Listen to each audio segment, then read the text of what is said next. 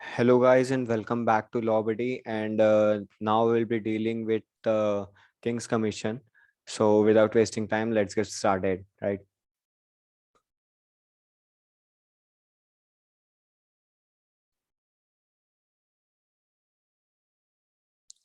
सो अपन ने पहले क्या देखा कि चार्टर ऑफ 1600 में कंपनी को बहुत कम पावर्स मिली हुई थी। तो उसके बाद में किंग्स कमीशन आया for the voyages. So the company soon found that it's legislative power was inadequate in practicing for maintaining discipline amongst its servants while on long voyages। तो कंपनी को क्या मतलब ये ध्यान मतलब रियलाइज हुआ कि यार हमारे पास पावर्स बहुत कम है और सर्वेंट्स हमारे पास काम करने वाले बहुत ज्यादा है और हम मतलब थोड़ी और हमें पावर्स चाहिए बिकॉज हम इन्हें हैंडल नहीं कर पा रहे हैं बरोबर। So to meet the situation the company invoke the crown's prerogative and used to secure from it a commission to commander in chief for of each voyage separately, empowering him to inflict punishment for capital offenses such as murder or mutiny, and to put into execution the law called the law martial। So इसी से related company फिर वापस crown के पास में पहुंचती है और बोलती है कि यार हमसे हमें मतलब थोड़ी और पावर्स चाहिए। हमसे मतलब बरोबर ये हैंडल नहीं हो पा रहे मतलब थोड़ी हमारे पावर्स थोड़ी और एम्पावर करो हमको। हमें ये जो वर्डिक वगैरह देने में थोड़ी दिक्कत हो रही है।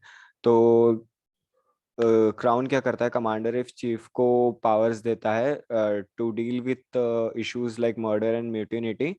और इस लॉ को फिर हमने बोला कि द लॉ मार्शल। अभी धीरे धीरे हम देख रहे हैं कंपनी कैसे और एम्पावर होते जा रही है। और so the first commission was issued by Queen Elizabeth on 24th January 1601 to Captain Lancaster for the first voyage।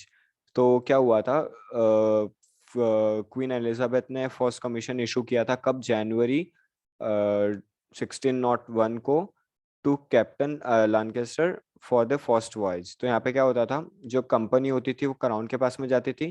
Crown commission grant करती थी किसे, द कैप्टन, और captain in the sense commander in chief को, ठीक है।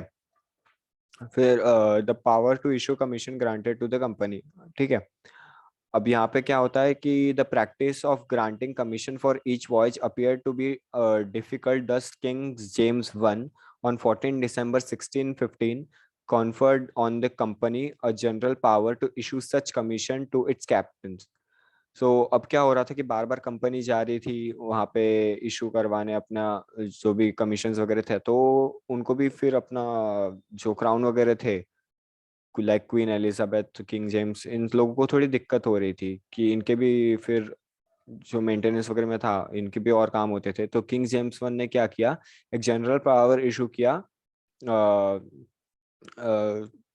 कि अब जो कैप्टन है वो कमीशन, जो कैप्टन रहेगा वो कमीशन इशू कर सकते हैं, ठीक है।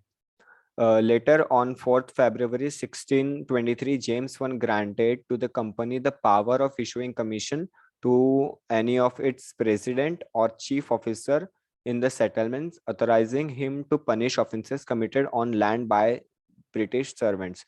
तो अब क्या हुआ कि कंपनी के पास में पहले सिर्फ वॉयजेस को लेके ये था कि जो भी वॉयज वगैरह में होता था इश्यूज, कंपनी उसी से डील कर सकती थी। अब कंपनी के पास में ये भी अथॉरिटी आ गई थी कि जो लैंड इश्यूज होते हैं कंपनी उसको भी डील कर सकती है। सो उसके बाद at the time of verdict must be found a jury of 12 company servants. अब जूरी भी फॉर्म हो गई थी कंपनी की। So jury consisted of 12 company servants, और जो भी ये होता था मतलब इशू होता था वो ये जूरी ही सॉल्व करती थी, whether it is a land or a maritime case, right.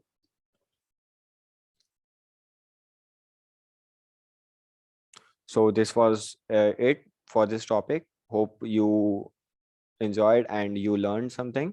और टॉपिक क्लियर है, अगर नहीं क्लियर है तो बता देना, ठीक है। चलो, हैव अ गुड डे।